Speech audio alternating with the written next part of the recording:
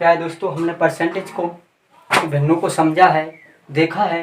अब हम कुछ परसेंटेज की विशेष भिन्न उनको समझते हैं और उन पर काम करते हैं।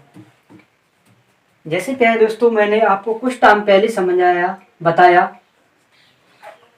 कि 1/4 कितना बताया था पहले तो आपको, 1/4 की बताया था 25% वैल्यू। अब आपको पेपर में पूछ लिया गया कि 2/4 कितना होगा, 2/4 क्या होगा। तो प्यारे दोस्तों, मैंने बताया था कि 1 यूनिट बराबर 25% है, तो 2 यूनिट बराबर कितना होगा, 50%। और इसी प्रकार से आपसे पूछा है कि 3/4 कितना होगा, तो प्यारे दोस्तों यहाँ भी 2 से मल्टीप्लाई किया था मैं, 25 का 3 से कर दो, 25 थी 75। अब आपसे पूछा गया प्यारे दोस्तों कि 4/4 कितना होगा, तो कितना आ जाएगा, 25 चौको 100%, और 4 से 4 कट जाएगा तो 1 बराबर 100% आ जाता है। इसका मतलब हम क्या देखे प्यारे दोस्तों कि 1 बराबर होता है 100%। तो आपसे कोई वैल्यू बन जाए हम इसे ज्ञात कर सकते हैं। मतलब आपको देखो, अंश जी आपका क्या है, अंश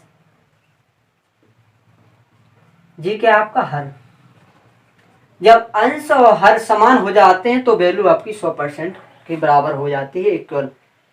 1 यूनिट बराबर 25%, जब वैल्यू और इसमें मल्टीप्लाई करेंगे तो 25 चौक कितना होता है, 100। तो मतलब जो आधा होता है वो हमारा 100% के इक्वल के बराबर होता है।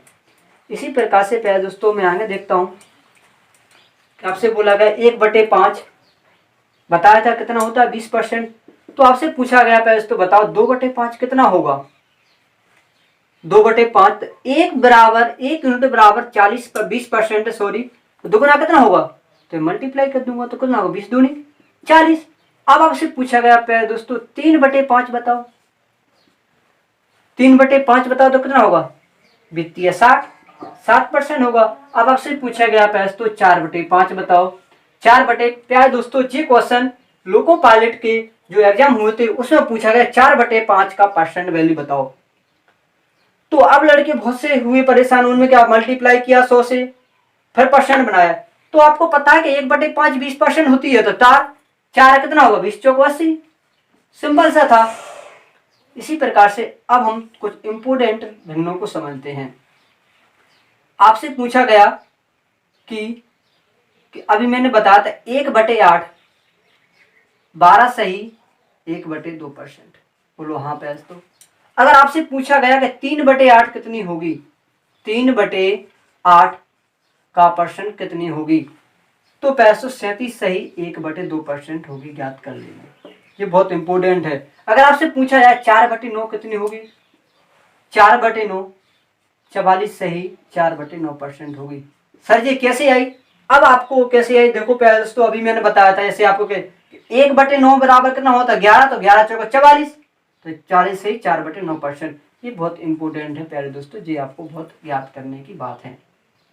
अब हम सवाल पर जाते हैं प्यारे दोस्तों और सवाल को सॉल्व करते हैं।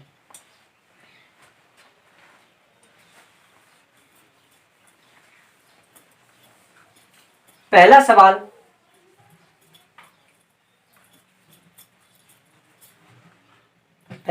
में इसका दूसरा सवाल लेते हैं। आपके लाने सवाल जो कोचिंग में करवाए गए थे उसके बुकलेट के हिसाब से सवाल मिलेंगे, नंबर बाई नंबर के, एक सवाल से सवाल यहाँ पर नंबर लगते जाएंगे और आपको बुकलेट में उसमें सवाल के हिसाब से नंबर दिया जाएगा। जैसे पहला सवाल हमारा स्टार्ट होता है, पहला सवाल दिया है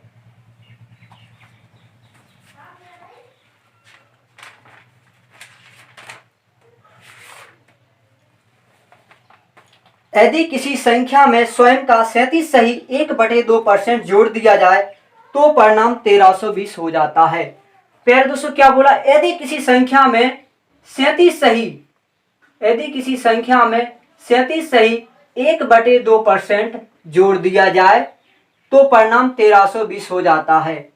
तो प्यारे दोस्तों अभी आप देखो फ्रैक्शन बताइए, 37% 37 सही 1/2% कितनी फ्रैक्शन वैल्यू होती है, 3/8, 3/8 कुछ टाइम पहले बताया।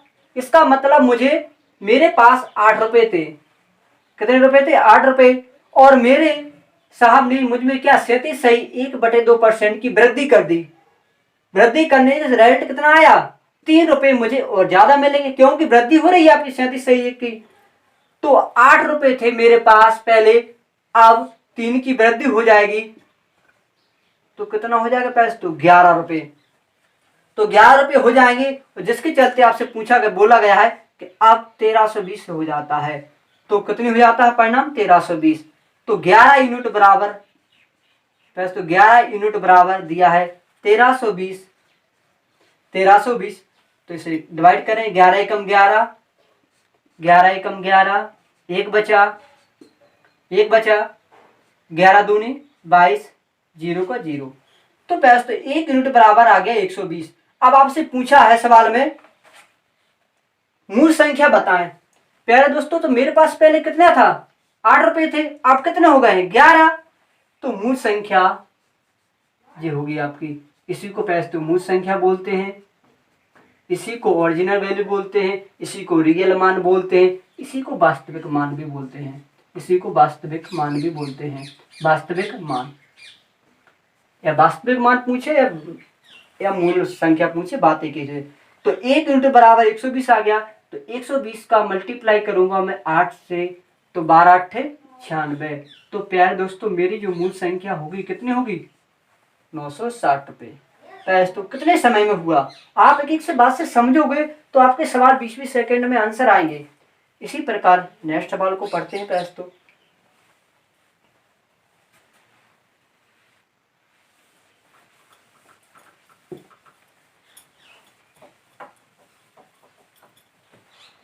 थर्ड सवाल, question number third. Question number third में बोला गया है दोस्तों, यदि किसी संख्या में स्वयं का 16 सही 2/3% जोड़ दिया जाए। तो दोस्तों क्या बोला है?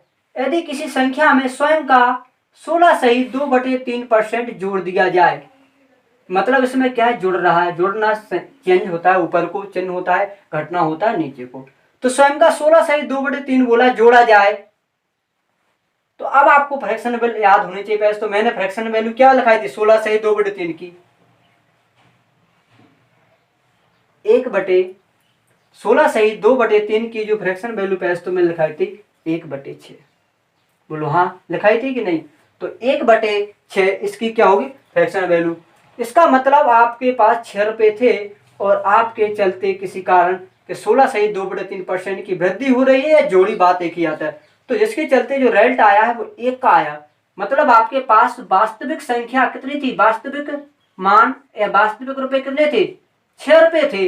वृद्धि कितने की रुपया है दोस्तों? 1 की, क्योंकि 16 सही 2/3% की वृद्धि हो रही है आपके में। तो 6 से कितना हो जाएगा? 7। तो अब 7 हो गई है। तो आपसे पूछा गया है, तो जिस 7 दिया है तो सवाल में बोला गया है कि परिणाम, जो आपका परिणाम होता है 4956 हो जाता है। पैसे तो कितना बोला है? इसके चलते आपका परिणाम 4956 रुपये हो जाता है। तो बढ़ी हुई वैल्यू, ये बढ़ी हुई वैल्यू, ये भी आपके बढ़ी हुई वैल्यू के बराबर है। तो इसे 60 से काट देंगे हम। तो आपका 7 यूनिट बराबर कितना लिखा है? 4956।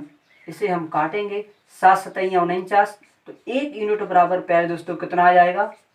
7 सतैया 49, 0 का 0 भाग नहीं जा रहा है, तो 7 8 56। तो 1 यूनिट बराबर आ गया 708। अब आपसे पूछा है सवाल में प्यारे दोस्तों, मूल संख्या होगी। तो मूल संख्या क्या थी प्यारे दोस्तों? आपके पास 6 थी। तो हम 708 का मल्टीप्लाई कर देंगे 6 में, तो आपकी मूल संख्या आ जाएगी। तो जो आपकी मूल संख्या आ जाएगी पैस, तो कितनी आ जाएगी? इसका आप एडिशन करके देख लेना, आपकी आ जाएगी। जो आपकी मूल संख्या होगी 4248। कितनी आ जाएगी? 4248। तो देख रहे हैं आपके 20-20 सेकंड में इसके आंसर आ जा रहे हैं।